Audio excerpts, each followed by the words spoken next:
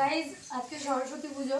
তো সরস্বতী পুজোর স্পেশাল খাবার হচ্ছে আজকে কি চিড়ে দই মিষ্টি বা খিচুড়ি, এগুলোই তো খাই, সবটাই হয়েছে আজকে।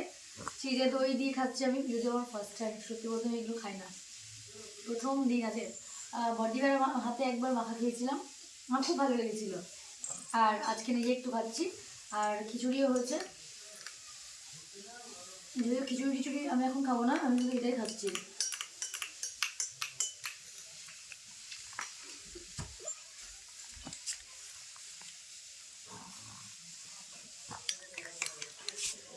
আপনি কি খাচ্ছেন?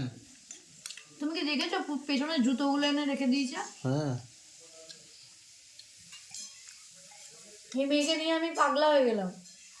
হে ভগবান, একবার দেখো,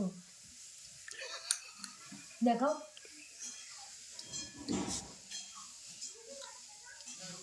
এটা দই খাচ্ছ? দই খাচ্ছ? তুমি বকু দিতে পারছো না? হুম।